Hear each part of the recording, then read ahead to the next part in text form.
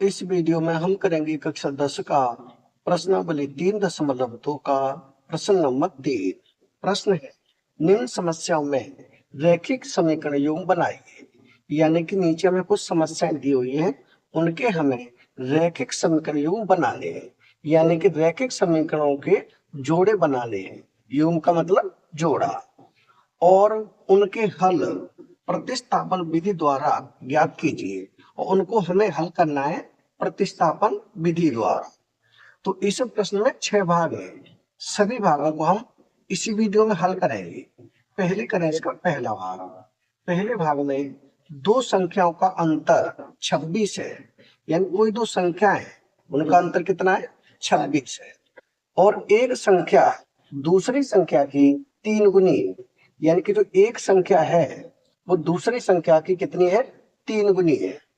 उन्हें ज्ञात कीजिए। यानी कि उन संख्याओं को हमें ज्ञात करना है। कौन सी संख्याओं को? पहली संख्या को और दूसरी संख्या को। तो इनको हम मान लेंगे। माना एक संख्या x है और दूसरी संख्या y है। तो यहां लिखे माना एक संख्या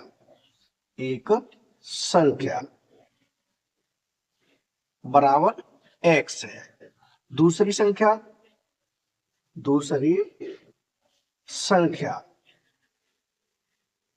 बराबर y है। यानी कि एक संख्या क्या है? x है और दूसरी संख्या y है। इनमें ये कंडीशन है कि x बड़ी है और y छोटी है, इसे लिख देंगे ब्रैकेट में। अब हमें दिया हुआ है कि दो संख्याओं का जो अंतर है कितना है? 26 है। यानी कि अगर हम बड़ी संख्या में से छोटी घटा देंगे तो कितना आ जाएगा? 26 आ जाएगा। तो यहां लिखें x माइनस वाई बराबर हो गया 26। एक समीकरण बन गया है। अब हम बनाएंगे दूसरा समीकरण। दूसरे समीकरण के लिए क्या है? एक संख्या दूसरी संख्या की 3 गुनी है। यानी कि एक संख्या दूसरी संख्या की कितनी है? 3। यानी कि x बराबर y। इनको हम बराबर करेंगे तो जो एक संख्या यानी बड़ी वाली संख्या है वो दूसरी संख्या की 3 गुनी है। तो इनको बराबर करने के लिए क्या करेंगे? हम दूसरी संख्या में 3 का गुणा कर देंगे। यानी ये हो जाएगा x बराबर 3 का गुणा y से कितना हो जाएगा? 3y। ये बन जाएगा हमारा समीकरण दूसरा। अब हम क्या करेंगे? इस समीकरण 2 में से यानी कि x बराबर 3 समीकरण 1 में रख देंगे। तो यहां लिखें x बराबर 3y समीकरण 1 में रखने पर। अब समीकरण 1 क्या है? ये रहा x माइनस वाई बराबर 26। तो यहां लिखे x माइनस वाई बराबर 26। x की जगह पे क्या करना है? 3y। तो यहां हो जाएगा 3y माइनस वाई बराबर 26। इसे आगे हल करेंगे तो 3y में से y घटा देंगे। यहां करें आगे 3y में से y घटाएंगे कितना बचेगा? यहां बचेगा 2y बराबर कितना है? बराबर है 26। तो यहां लिख देंगे हम 26। यानी ये हो जाएगा y बराबर 26। 2 चला जाएगा नीचे बट्टे में। 2 से हम 26 को काटेंगे, 2 एकम 2, ये हो जाएगा 2 एकम 2, 2 3 6 13 बार। यानी y बराबर कितना आ गया? 13 आ गया। y का मान आ गया हमारा 13। अब हम निकालेंगे x का मान। x का मान निकालने के लिए क्या करेंगे? इस y के मान को रख देंगे समीकरण 2 में। तो यहां लिख दें y का मान समीकरण 2 में रखने पर समीकरण 2 क्या है? ये रहा x बराबर 3y। तो यहां कर देंगे x बराबर 3y। ये हो जाएगा x बराबर 3, y का मान कितना आ चुका है? 13। तो यहां कर देंगे हम 13। यानी ये हो जाएगा x बराबर 3 का गुणा 13 से। यानी 13 का 13, 13 26, 13 3 39। कितना हो जाएगा? 39 हो जाएगा। यानी कि x का मान आ जाएगा 39 और y का मान आ जाएगा 13। यानी कि एक संख्या हो जाएगी 39 और दूसरी संख्या हो जाएगी 13। अगर हम देखेंगे तो इन दोनों का अंतर कितना होगा? 26 ही होगा। और जो पहली संख्या है यानी कि ये वाली दूसरी संख्या की 3 गुनी होगी, क्योंकि 13 कर 13, 13 दूनी 26, 13 3 39, 3 गुनी है और अंतर 26 है। तो यही हो जाएगा हमारे उत्तर, कितना हो जाएगा 39 और 13। ये हो जाएगा हमारे पहले भाग के उत्तर। अब हम करेंगे इसका दूसरा भाग। दूसरे भाग में है दो संपूरक कोणों में बड़ा कोण छोटे कोण से 18 डिग्री अधिक है। यानी कि दो संपूरक कोण है, उन संपूरक कोणों में जो बड़ा कोण है वो छोटे कोण से 18 डिग्री अधिक है, उन्हें ज्ञात कीजिए। यानी उन कोणों को हमें ज्ञात करना है, तो इनको भी हम मानेंगे। तो यहाँ लिखे माना। पहला कोण या एक कोण कुछ भी लिख सकते हैं। चलो पहला कोण बराबर x अंश, यानी कि हमने मान लिया पहला कोण क्या है, x अंश है। दूसरा कोण बराबर y अंश है, यानी कि पहला कोण x अंश हो गया, दूसरा कोण y अंश हो गया। इनमें कंडीशन ये है कि x कोण बड़ा है और y छोटा है, ये हमने मान लिया है।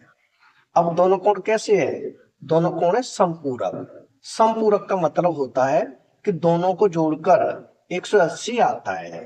तो यहां से हमारा एक समीकरण बन जाएगा, यानी ये है x प्लस वाई बराबर 180। ये बन गया हमारा पहला समीकरण। दोनों को जोड़ के 180 क्यों आया, क्योंकि ये दोनों कोण कैसे है, संपूरक, और संपूरक कोणों का योग होता है 180। तो ये बन गया हमारा पहला समीकरण। अब देखें दूसरा समीकरण। दूसरे समीकरण के लिए लिखा है बड़ा कोण छोटे कोण से 18 डिग्री अधिक है, यानी कि x बराबर y। इन दोनों को हमें बराबर करना है। यह है x बड़ा कोण और यह है छोटा कोण। जबकि बड़ा कोण है छोटे कोण से 18 डिग्री अधिक है। अगर ये अधिक है तो हम छोटे कोण में 18 जोड़ेंगे तो बराबर हो जाएगा, यानी ये हो जाएगा हमारा दूसरा समीकरण। अब इस दूसरे समीकरण का मान हम रख देंगे पहले समीकरण में, यानी x बराबर y प्लस 18 पहले समीकरण में रख देंगे। तो यहाँ लिखें x बराबर y प्लस 18 समीकरण एक में रखने पर समीकरण एक है, यानी कि x प्लस वाई बराबर है 180 अंश। अब x की जगह पे क्या रखेंगे, y प्लस 18 है। तो यहाँ हो जाएगा x की जगह पे y प्लस 18 प्लस है y बराबर 180। अब y और y दोनों को जोड़ेंगे तो हो जाएगा 2y बराबर है 180। 18 को ले जाएंगे दूसरी साइड तो माइनस के हो जाएगा 18, यानी ये हो जाएगा 2y बराबर 180 में से 18 घटाएंगे, यहाँ 10 में से 8 घटाएंगे 2, यहाँ बच गया 7 में से 1 घटाएंगे 6 और ये 162। आगे से हल करें यहाँ पर, यानी कि ये है 2y बराबर 162। तो यहाँ लिख ले एक बार, 2y बराबर कितना है 162। ये हो जाएगा y बराबर 162 बट्टे हो जाएगा 2 का भाग देंगे, 2 अट्ठे 16, 2 एकल 2 81 बार, यानी कि y बराबर कितना हो जाएगा 81 अंश। एक कोण आ जाएगा हमारा 81 अंश। अब हम निकालेंगे दूसरा कोण, यानी कि x का मान। तो इस y के मान को समीकरण 2 में रख देंगे, या लिखेंगे y का मान समीकरण 2 में रखने पर।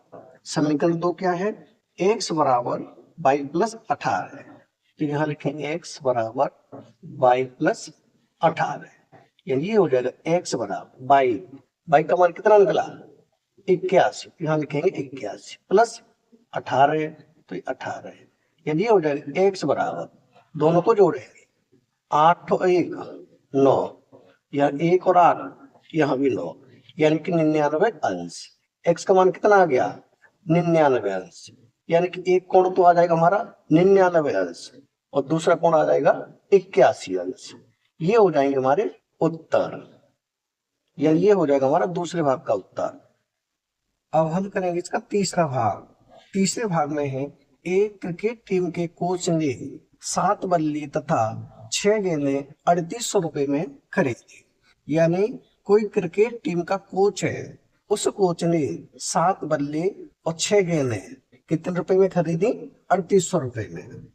बाद में उसने 3 बल्ले तथा 5 गेंदें 1750 रुपए में खरीदी। यानी कि बाद में उसने 3 बल्ले खरीदे और 5 गेंदें खरीदी, वो खरीदी 1750 रुपए में। प्रत्येक बल्ले और प्रत्येक गेंद का मूल्य ज्ञात कीजिए। यानी कि हमें एक बल्ले और एक गेंद का मूल्य ज्ञात करना है, तो इनको हम मान लेंगे। यानी कि पहले बल्ले, तो यहाँ लिखे हैं माना एक बल्ले का मूल्य, माना एक बल्ले का मूल्य बराबर x रुपए। यानी कि हमने मान लिया कि एक बल्ले का जो मूल्य वो है x रुपए। एक गेंद का मूल्य, एक गेंद का मूल्य ये मान लिया 22 रुपए। यानी कि हमने एक बल्ले का मूल्य कितना माना? x रुपए माना और एक गेंद का मूल्य 22 रुपए माना।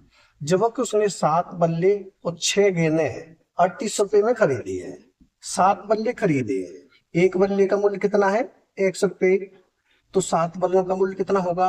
हो जाएगा 7x।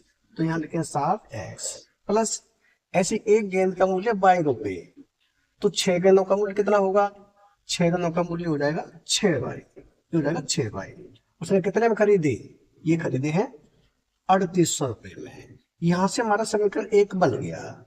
यहां से हम मान निकालने x का, यानी ये हो जाएगा 7x बराबर है 3800 माइनस हो जाएगी 6y। अब ये हो जाएगा x बराबर 3800 माइनस 6y बट्टे में हो जाएगी 7। इसे मान लिया हमने समीकरण एक। अब बनाएंगे समीकरण दूसरा। दूसरी बार में उसने 3 बल्ले और 5 गेंदें 1750 में खरीदी है। तो एक बल्ले का मूल्य कितना है? x। 3 का मूल्य कितना होगा? 3x, तो यहाँ लिखें 3x। और गेंद कितनी है? गेंद है 5, तो ये हो जाएगा 5y। कितने में खरीदा? 1750 में। ये बन के हमारा समीकरण दूसरा। अब पहले समीकरण में से हम ये वाला मान रख देंगे दूसरे समीकरण में, तो इसे लिख दें। यानी कि यहाँ लिखें x का मान समीकरण दो में रखने पर समीकरण दो क्या है? ये रहा, यानी ये है 3x प्लस 5y बराबर है 1750। एक चीज पे क्या रखेंगे? 3800 माइनस 6y बट्टे 7, तो ये 3 ब्रैकेट में हो जाएगा 3800 माइनस की है 6y बट्टे में 7, ये हो गया ब्रैकेट, प्लस में है 5y बराबर 1750। इसे आगे हल करेंगे। अब इस 3 का गुणा करेंगे हम ब्रैकेट वाली संख्या में, यानी पहले 3 का गुणा करेंगे 3800 में, उसके बाद 3 का गुणा करेंगे 6y में। तो यहाँ करते हैं आगे, यानी कि 3 का गुणा पहले 3800 में, तो ये हो जाएगा 3 8 24, 24 की 4 हासिल 2। अब 3 का गुणा 3 में, 3 3 9, 2 हासिल जी 9 और 2 कितना हो जाएगा? 11। और लास्ट में कितने जीरो है? 2, तो 2 जीरो रख देंगे, यानी ये हो जाएगा 11,400 माइनस। अब इस 3 का गुणा करेंगे हम 6y से, 3 6 18 प्लस और माइनस माइनस, यानी माइनस के हो जाएंगे 18y। बट्टे में कितना है? बट्टे में है 7, प्लस में है यहाँ 5y बराबर है 1750। इसे आगे हल करेंगे तो इसके नीचे मानेंगे 1 और 7 का 1 कम एलसीएम लेंगे, तो ये हो जाएगा 7। 7 से 7 कट जाएगा, ऊपर यही संख्या रहेगी, यानी कि 11,400 माइनस कितना है 18y प्लस 1 का भाग इसमें देंगे 7 में 7 बार, 7 का ऊपर गुणा करेंगे तो ये हो जाएगा 7 पंजे 35 y बराबर है 1750। इसे आगे हल करें तो ये है 11,400 माइनस के 18y प्लस के 35y, यानी 35y में से 18y घटाएंगे तो कितना बचेगा, यहाँ बच जाएगा ये प्लस के 17y, बट्टे में है 7 बराबर कितना है 1750। इसे आगे हल करें तो इसके नीचे मानेंगे 1। अब हम करेंगे क्रॉस मल्टीप्लाई यानी कैंची का गुणा। 1 का गुणा इसमें करेंगे तो उससे कोई फर्क नहीं पड़ेगा, यानी ये है 11,400 प्लस में है 17y बराबर। अब हम ये 7 का गुणा करेंगे 1750 में, तो 7 का गुणा 0 से 0 होगा, 7 का गुणा 5 से 7 पंजे 35 हासिल 3, 7 सत्ते 49, 49 और 3 52 हासिल 5, 7 एकम 7, 7 और 5 12, कितना हो जाएगा 12, यानी 12,250 हो गया। इसे आगे हल करें तो ये है 17y बराबर कितना, ये 12,250। 11,400 को दूसरी साइड जाएंगे तो हो जाएगा माइनस के 11,400। अब ये हो जाएगा 17y बराबर 12,250 में से 11,400 घटाएंगे, यानी 0 में से 0 घटाएंगे 0, 5 में से फिर 0 घटाएंगे 5, और यहाँ 2 में से 4 नहीं जाएगा, हो गया 12, 12 में से 4 घटाएंगे बचेगा 8, यहाँ बचा 1 में से घटाएंगे कुछ नहीं, 1 में से घटाएंगे कुछ नहीं, यानी कि 850। ये आगे हो जाएगा y बराबर 850 बट्टे हो जाएगा 17, यानी 17 का भाग देंगे 85 में, तो 17 का 17, 17 पंजे 85, 50, यानी कि y बराबर कितना आ गया, y बराबर आ गया 50। अब हमें मान निकालना है x का, तो x का मान कैसे निकलेगा, इस y के मान को हम रख देंगे समीकरण 1 में, तो यहां करते हैं आगे, यानी y का मान समीकरण 1 में रखने पर, तो समीकरण 1 क्या है, ये रहा, यानी ये है x बराबर 3800 माइनस के है 6y बट्टे में है 7, ये हो जाएगा x बराबर 3800 माइनस 6 बाई का मान कितना है 50, तो यहाँ हो जाएगा ये 50 बट्टे में है 7, ये हो जाएगा x बराबर 3800 माइनस, इनका गुणा करेंगे तो 6 पंजे 30, 30 1 0 यानी 300 बट्टे में है 7, ये हो जाएगा x बराबर 3800 में से 300 घटाएंगे कितना बचेगा, ये बचेगा 3500 बट्टे में कितना है 7 है। अब 7 का भाग हम 3500 में देंगे तो 7 एकम 7, 7 पंजे 35, 2 0 तो 2 0, यानी कि x बराबर कितना आ गया, x बराबर आ गया 500, यानी कि x का मान आया 500 और y का मान आया 50। जबकि हमने बल्ले का मूल्य माना था 100 रुपये, यानी कि एक बल्ले का मूल्य कितना आ गया 500 रुपये आ गया, और एक गेंद का मूल्य माना था 22 रुपये, y का मान आ गया 50, यानी कि एक गेंद का मूल्य आ गया 50 रुपये, यानी इसके उत्तर हो जाएंगे, ये हो जाएगा 500 और 50, ये हो जाएंगे हमारे तीसरे भाग के उत्तर। अब हम करेंगे इसका चौथा भाग। चौथे भाग में ही एक नगर में टैक्सी के भाड़े में एक नियत भाड़े के अतिरिक्त चली गई दूरी पर भाड़ा सम्मिलित किया जाता है, यानी कोई नगर है, उस नगर में जो टैक्सी का भाड़ा है एक तो नियत भाड़ा है, उसके अलावा चली गई दूरी पर भाड़ा सम्मिलित किया जाता है। 10 किलोमीटर की दूरी के लिए भाड़ा 105 रुपए है, यानी कि अगर कोई 10 किलोमीटर चलता है, उस गाड़ी को टैक्सी को 10 किलोमीटर लेके जाता है तो किराया लग जाता है 105 रुपए, तथा 15 किलोमीटर के लिए भाड़ा 155 है। अगर गाड़ी 15 किलोमीटर जाती है तो कितने रुपए लगते हैं 155 रुपए। नियत भाड़ा तथा प्रति किलोमीटर भाड़ा क्या है, हमें बताना है कि नियत भाड़ा क्या है, यानी कि फिक्स भाड़ा क्या है, और प्रति किलोमीटर भाड़ा क्या है, ये हमें बताना है। एक व्यक्ति को 25 किलोमीटर यात्रा करने के लिए कितना भाड़ा देना होगा।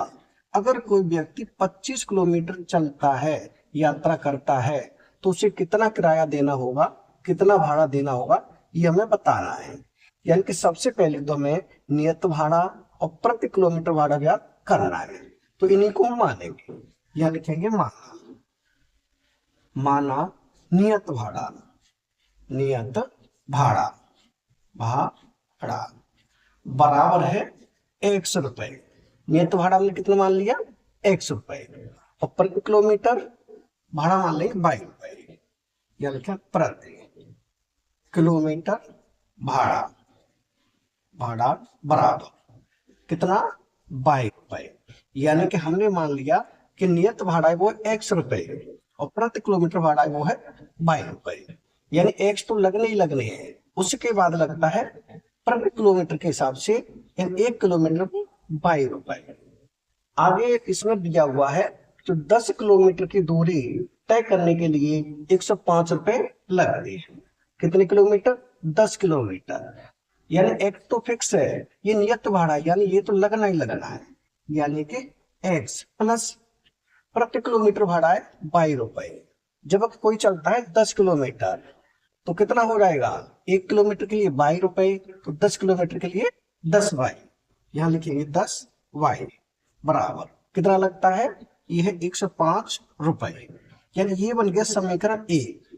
अब यहाँ से हम x का मान निकालेंगे, यानी ये हो जाएगा x बराबर कितना है 105, 10 वाई को उधर ले जाएंगे माइनस के हो जाएगा 10 वाई। यानी ये मान लिया हमने समीकरण 1। अब बनाएंगे हम दूसरा समीकरण। दूसरे समीकरण के लिए है 15 किलोमीटर के लिए भाड़ा 155 रुपए है। कितने किलोमीटर, 15 किलोमीटर के लिए, यानी x तो लगना ही लगना था। उसके बाद 15 किलोमीटर, 15 वाई बराबर कितना है 155। ये हो गया हमारा समीकरण दूसरा। अब पहले समीकरण का जो मान है वो हम दूसरे समीकरण में रख देंगे। यानी यहाँ लिखें x बराबर 105 माइनस 10 वाई। समीकरण कौन से में, दूसरे में रखने पर। अब दूसरा समीकरण है ये वाला, इसे लिखें, यानी कि x की जगह पे क्या रख दे, सीधा रख दे इसे x की जगह पर। यानी ये है 105 माइनस के है 10 वाई, ये हो गया x की जगह पर, प्लस में है 15 वाई, तो प्लस 15 वाई बराबर कितना है 155। तो यहाँ हो जाएगा 155। इसे आगे हल करेंगे तो ये है 15 वाई तो प्लस के है, 10 वाई माइनस के है, यानी 15 में से 10 घटाएंगे कितना बचेगा, ये बचेगा 5 वाई बराबर है 155। और 105 को हम ले जाएंगे दूसरी साइड तो हो जाएगा माइनस के 105। इसे करें आगे हल, यहाँ पर ये हो जाएगा 5 वाई, तो यहाँ 5 वाई बराबर 155 में से 105 घटाएंगे कितना बचेगा, यहाँ बच जाएंगे 50। यानी बाई का मान हो जाएगा बाई बराबर कितना है 50, 5 चला जाएगा नीचे, 5 का भाग देंगे 50 में, 5 कल 5, 5 दाम 50, कितना आएगा यहाँ आ जाएगा 10। यानी कि बाई बराबर आ गया 10। बाई का मान कितना आ गया 10 आ गया। अब हम निकालेंगे x का मान, तो इस y के मान को हम रख देंगे समीकरण 1 में। तो यहाँ लिख दें y का मान समीकरण 1 में रखने पर समीकरण 1 है ये बात, यानी कि x बराबर ये है 105 माइनस 10 वाई, ये हो जाएगा x बराबर 105 माइनस 10 वाई, तो ये 10, वाई का मान कितना है 10, तो ब्रैकेट में कर देंगे 10। यानी ये हो जाएगा x बराबर 105 माइनस 10 गुणा 10 कितना हो जाएगा, 10 दाम हो जाएगा 100। यानी कि x बराबर 105 में से 100 घटाएंगे कितना बचेगा, यह बचेगा 5। यानी कि x का मान कितना आया, x का मान आ गया 5 और y का मान आ गया 10। यानी कि नियत भाड़ा कितना है x माना हमने, तो नियत भाड़ा हो गया 5 रुपए और प्रति किलोमीटर भाड़ा माना बाई का मान आ गया 10, या प्रति किलोमीटर का भाड़ा हो गया 10 रुपए। ये हो गया हमारा नियत भाड़ा, ये हो गया प्रति किलोमीटर भाड़ा। अब हमें बताना है एक व्यक्ति को 25 किलोमीटर यात्रा करने के लिए कितना भाड़ा देना होगा। यानी कोई व्यक्ति 25 किलोमीटर यात्रा करता है तो उसे कितने पैसे देने होंगे, कितना भाड़ा देना होगा। तो यहाँ करें आगे, ये 25 किलोमीटर के लिए भाड़ा, 25 किलोमीटर के लिए भाड़ा यानी x तो फिक्स है, x तो नियत भाड़ा देना ही देना था, और हमने माना कि प्रति किलोमीटर लगता है y रुपए, जबकि वो चलता है 25 किलोमीटर, तो ये हो जाएगा 25y। यानी x का मान कितना आया है, x का आया है 5, तो यहाँ कर दें 5 प्लस 25 और y का मान कितना आया 10, ये हो जाएगा ब्रैकेट में 10, यानी ये हो जाएगा 5 प्लस 25 में हम 10 का गुणा करें कितना होगा, ये हो जाएगा 250, और 250 में 5 जोड़ेंगे तो ये कितना हो जाएगा, ये हो जाएगा 255, यानी कि 255 रुपए। अगर कोई व्यक्ति 25 किलोमीटर यात्रा करता है तो उसे 255 रुपए देने होंगे। यही हो जाएगा हमारा उत्तर, यानी ये हो जाएगा हमारा चौथे भाग का उत्तर 255 रुपए। अब हम करेंगे इसका पांचवा भाग। पांचवें भाग में है यदि किसी भिन्न के अंश और हर दोनों में 2 जोड़ दिया जाए तो वह 9/11 हो जाती है। यानी किसी भिन्न के अंश में और हर में दोनों में ही 2 जोड़ा जाए तो वो कितनी हो जाती है, 9/11 हो जाती है। यदि अंश और हर दोनों में 3 जोड़ दिया जाए तो वह 5/6 हो जाती है। यानी कि अब की बार में अंश में भी हर में भी दोनों में ही 3 जोड़ा जाए तो कितनी होती है, वो 5/6 हो जाती है। वह भिन्न ज्ञात कीजिए, यानी वो भिन्न हमें ज्ञात करनी है। भिन्न होती है अंश बट्टे हर के रूप में, तो इसे मान लेंगे, यानी कि मानना भिन्न बराबर ये हो जाएगी x/y, क्योंकि भिन्न होती है अंश बट्टे हर के रूप में, ऊपर होता है अंश नीचे होता है हर। तो उसने क्या कहा है कि अंश और हर दोनों में 2 जोड़ दिया जाए तब वो 9/11 हो जाती है। तो इन दोनों में ही 2 जोड़ देंगे, यानी कि x में भी 2 जोड़ेंगे और y में भी 2 जोड़ेंगे, बराबर कितनी होती है, ये होती है 9/11। ऊपर अंश में हमने जोड़ दिया, नीचे हर में भी 2 जोड़ दिया, बराबर कर दिया 9/11 के। अब यहाँ से हम करेंगे क्रॉस मल्टीप्लाई, यानी कैंची का गुणा। तो 11 का गुणा x से करेंगे, ये हो जाएगा 11x प्लस 11 का गुणा 2 से 11 दूनी 22 बराबर 9 का गुणा करेंगे y से तो हो जाएगा 9y प्लस 9 का गुणा 2 से 9 दूनी 18। यहां से हम सीधा x का मान निकालें, यानी ये हो जाएगा 11x बराबर कितना है, 9y प्लस के 18। इस 22 को उधर ले जाएंगे तो हो जाएगा माइनस के 22, यानी ये हो जाएगा 11x बराबर 9y, तो लिखे 9y, अब प्लस के 18 है माइनस के 22 है, तो 22 में से 18 घटाएंगे तो माइनस के बचेंगे 4, या माइनस के बचेंगे 4। अब हम क्या करेंगे, इधर x को रखें, 11 को कर देंगे दूसरी साइड, यानी ये हो जाएगा x बराबर 9y माइनस 4 बट्टे में हो जाएगा 11। इसे माने समीकरण 1। दूसरी बार उसने क्या कहा है, दूसरी बार में कहा है अंश और हर दोनों में 3 जोड़ दिया जाए तो वो 5/6 हो जाती है। तो अब की बार हम जोड़ेंगे 3 अंश में भी हर में भी, यानी x प्लस 3/y प्लस 3 बराबर कितने हो जाती है, ये होती है 5/6। यहाँ भी हम करेंगे कैंची का गुणा, यानी 6 का गुणा x से तो हो जाएगा 6x प्लस 6 का गुणा 3 से 6 3 18 बराबर 5 का गुणा 22 से हो जाएगा 5y, 5 का गुणा 3 से तो 5 3 15। अब इसे हल करेंगे तो x y को करेंगे एक तरफ, बाकी कर देंगे दूसरी तरफ।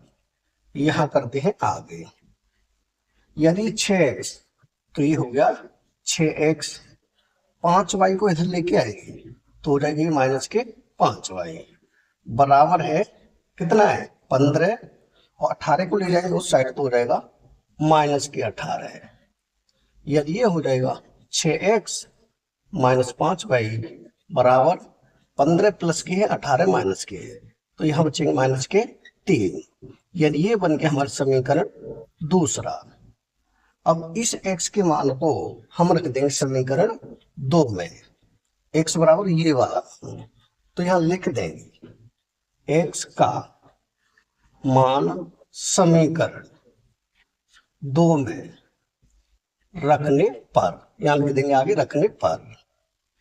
अब समीकरण 2 है ये वाला, तो ये 6x x पे क्या रख दे 9y -4/11, तो यहाँ लिखे 9y -4/11। ये हो गया x की जगह पे, माइनस है 5y, तो ये 5y बराबर में है -3। इसे हल करेंगे तो 6 का गुणा करेंगे हम इस ब्रैकेट वाली संख्या में, यानी 6 का गुणा 9 से, तो 6 9 54y। अब 6 का गुणा 4 से, तो 6 चौक 24 प्लस माइनस -24 बट्टे में 11, माइनस कितना है 5y बराबर है -3। अब हम क्या करेंगे, इसके नीचे मानेंगे 1 और 11 का 1 का लेंगे एलसीएम, तो 11 का 1 का एलसीएम कितना होगा 11 हो जाएगा। 11 से 11 कट जाएगा, ऊपर वही संख्या रहेगी, यानी है 54y -24 माइनस हो जाएगा 1 का भाग 11 में देंगे तो 11 बार, 11 का 5 से गुणा करेंगे 11 पंजे 55, ये हो जाएगा y बराबर है -3। अब हमारे पास 54y प्लस के है और 55y माइनस के है, तो यहाँ बचेंगे माइनस के बाहर, और क्या है -24, तो ये -24 बट्टे में है 11 बराबर कितना है -3। इसके नीचे 1 मानेंगे और कर देंगे क्रॉस मल्टीप्लाई, यानी कैंची का गुणा, तो 1 का गुणा इसमें करेंगे कोई फर्क नहीं पड़ेगा इसमें, यानी -y -24 बराबर 11 का गुणा -3 से, तो 11 दिया 33, माइनस के हो जाएंगे 33। इसे आगे हल करेंगे, यानी यह है -y बराबर कितना है -33, और -24 को उधर ले जाएंगे तो हो जाएंगे +24। अब करें इसे आगे यहाँ पर, यानी ये है -y, तो यहाँ लिखेंगे -y बराबर, अब माइनस की 33 है +24 है, यानी 33 में से 24 घटाएंगे तो बचेंगे 9, वो भी माइनस के बचेंगे क्योंकि माइनस के ज्यादा है, तो यहाँ लिखे -9। अब माइनस इधर भी माइनस इधर भी, माइनस से माइनस कट जाएगा, y बराबर कितना हो जाएगा, y बराबर हो जाएगा 9, यानी y का मान आ गया हमारा 9।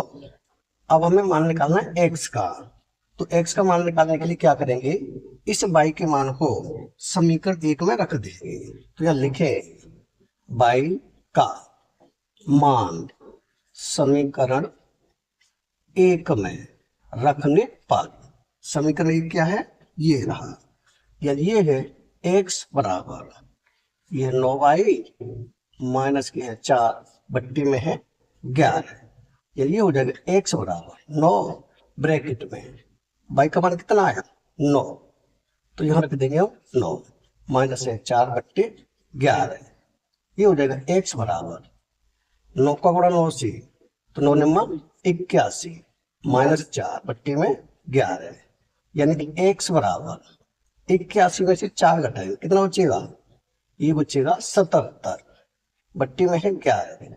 अब 11 का भाग 77 में देंगे तो 11 का 11, 11 सत्ते 77, यानी x बराबर कितना आ गया, x का मान आ गया हमारा 7, x का मान आ गया 7 और y का मान कितना, y का मान आया 9, तो भिन्न क्या हो जाएगी, भिन्न बराबर भिन्न हो जाएगी, x ऊपर है y नीचे है, तो x का मान 7 आया, y का मान 9 आया, तो x का मान ऊपर हो गया 7, y का मान हो गया नीचे 9, यानी कि 7/9 भिन्न कितनी हो जाएगी, भिन्न हो जाएगी 7/9।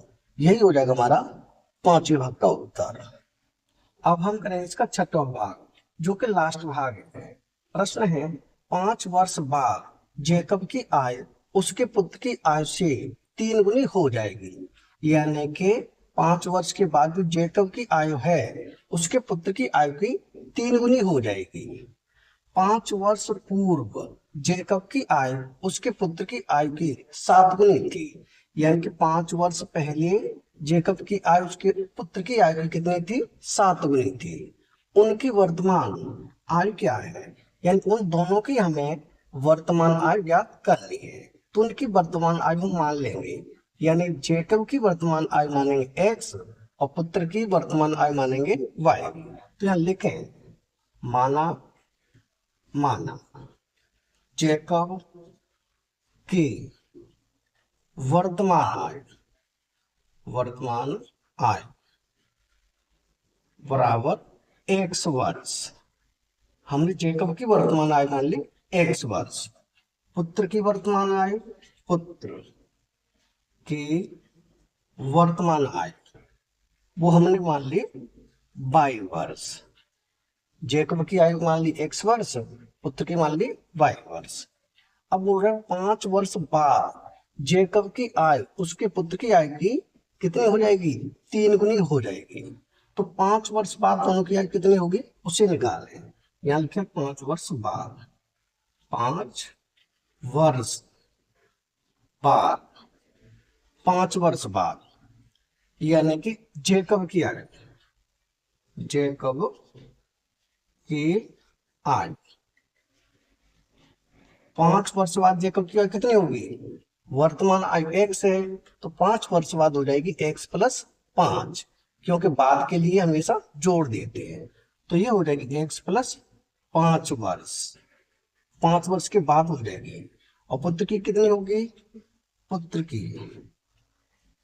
की आयु कब? 5 वर्ष के बाद। वर्तमान आयु उसकी y है तो वो हो जाएगी y प्लस 5 वर्ष, यानी कि दोनों में हमने 5 जोड़ दिया। अब इसे आगे करेंगे x प्लस 5 बराबर y प्लस 5, दोनों को बराबर करना है। जो कि प्रश्न में क्या दिया है कि जेकब की आयु है वो 3 गुनी हो जाएगी 5 वर्ष के बाद। जेकब की आयु ये है x प्लस 5, ये वाली 3 गुनी होगी, हमें करनी है बराबर। तो क्या करेंगे? पुत्र की आयु में हम 3 का गुणा कर देंगे तो दोनों बराबर हो जाएंगे। अब इसे आगे हल करेंगे तो ये है x प्लस 5, तो x प्लस 5 बराबर 3 का गुणा 22 से हो जाएगा 3y प्लस 3 का गुणा 5 से 3 पंजे 15। यहाँ से हम सीधा x का मान निकाले, यानी ये हो जाएगा x बराबर कितना है? 3y plus 15। तो यहाँ के 3y प्लस 15, इस 5 को उधर ले जाएंगे हो जाएगा -5, यानी ये हो जाएगा x बराबर 3y, 15 में से 5 घटाएंगे कितना बचेगा? 10 बचेगा प्लस के। इसे मानेंगे समीकरण 1। ये हो गया हमारा पहला समीकरण। अब बनाएंगे दूसरा समीकरण। दूसरे समीकरण के लिए हमें दिया हुआ है कि 5 वर्ष पूर्व जेकब की आयु उसके पुत्र की आयु की 7 गुनी थी। तो अब निकालें 5 वर्ष पूर्व, यही लिखे 5 वर्ष पूर्व जेकब की आयु, जेकब की आयु 5 वर्ष पहले जेकब की आयु कितनी होगी? पूर्व के लिए हमेशा घटाते हैं, तो ये हो जाएगी x माइनस 5। और पुत्र की आयु क्या होगी? पुत्र की में से भी घटा देंगे, यानी ये हो जाएगी y माइनस 5। 5 वर्ष पहले जेकब की आयु होगी x माइनस 5 और पुत्र की आयु होगी y माइनस 5। अब करें यहां से आगे, यहां पर यानी कि ये है x माइनस 5, तो यहाँ लिखें x माइनस 5 बराबर y माइनस 5। अब ये जेकब की आयु कितनी थी 5 वर्ष पहले? 7 गुनी थी। ये 7 गुनी थी तो हम क्या करेंगे? पुत्र की आयु में 7 का गुणा कर देंगे तो बराबर हो जाएगा, यानी ये हो जाएगा x माइनस 5 बराबर 7 का गुणा करेंगे y से हो जाएगा 7y माइनस 7 का गुणा 5 से 7 पंजे 35। इसे आगे हल करेंगे तो यह x माइनस हो जाएगा 7y, क्योंकि 7y को इधर ले आएंगे, माइनस के हो गया 7y बराबर कितना है? -35। इस 5 को उधर ले जाएंगे तो ये हो जाएगा प्लस के 5, यानी ये हो जाएगा x माइनस 7y बराबर माइनस के 35 है और प्लस के 5 है, तो यहाँ माइनस के बचेंगे 30। ये बन गया हमारा समीकरण दूसरा। अब इस दूसरे समीकरण में इस x का मान रख देंगे, यानी x बराबर क्या है 3y प्लस 10, तो यहाँ लिख देंगे x का मान समीकरण कौन से में 2 में रखने पर, समीकरण 2 ये रहा। x की जगह पे क्या रख दें सीधा, यहाँ रख दें 3y प्लस 10, तो यहाँ रख देता हूँ x की जगह पे 3y प्लस 10 माइनस कितना है 7y बराबर है माइनस के 30। इसे आगे हल करेंगे तो 3y प्लस के है और 7y माइनस के है, तो यहाँ बचेंगे माइनस के 4y बराबर कितना है, बराबर है माइनस के 30। और इस 10 को उधर ले जाएंगे तो ये भी हो जाएंगे माइनस के 10, यानी ये हो जाएगा माइनस 4y बराबर माइनस 30 और माइनस 10 कितना हो जाएंगे, ये हो जाएगा माइनस के 40, यानी ये हो जाएगा y बराबर माइनस 40 बट्टे में हो जाएगा ये माइनस 4, माइनस से माइनस कट जाएगा, 4 का भाग 40 में देंगे, 4 कर 4 4 धाम 40, यानी कि y बराबर कितना आ गया, y बराबर आ गया 10। अब हमें मान निकालना है किसका, x का, तो इस y के मान को समीकरण 1 में रख देंगे, यह लिखेंगे y का मान समीकरण 1 में रखने पर, समीकरण 1 क्या है, ये रहा x बराबर 3y प्लस 10, तो यहाँ लिखे x बराबर 3y प्लस 10, यानी ये हो जाएगा x बराबर 3y की जगह पे क्या रख देंगे 10 रख देंगे, प्लस में है 10, यानी ये हो जाएगा x बराबर 3 का गुणा 10 से कितना हो जाएगा 30 प्लस ये कितना है 10 आएगा, तो ये हो गया 10, यानी ये हो गया x बराबर 30 को 10 को जोड़ेंगे कितना हो जाएगा, ये हो जाएगा 40, यानी x का मान कितना आया 40 आया और y का मान कितना आया 10 आया। अब हम देखेंगे x हमने क्या माना था, जेकब की मानी थी x, यानी x का मान आया 40, इसका मतलब जेकब की आयु आ जाएगी 40 वर्ष और पुत्र की आयु मानी थी y, तो y का मान आया हमारा कितना 10, पुत्र की आयु कितनी हो जाएगी 10 वर्ष, यानी जेकब की वर्तमान आयु होगी 40 वर्ष, तो यहाँ वर्ष और लिख दें 40 वर्ष और पुत्र की आयु हो जाएगी 10 वर्ष, यहाँ भी लिख दें वर्ष। यही हमारे उत्तर हो जाएंगे 40 वर्ष और 10 वर्ष। ये हो जाएंगे हमारे छठे भाग के उत्तर। यानी इस प्रश्न के सभी भाग हो चुके हैं कंप्लीट, यानी कि प्रश्न नंबर 3 हो चुका है कंप्लीट। अगर वीडियो पसंद आए तो लाइक करें, कमेंट करें, अपने दोस्तों के साथ शेयर करें। धन्यवाद।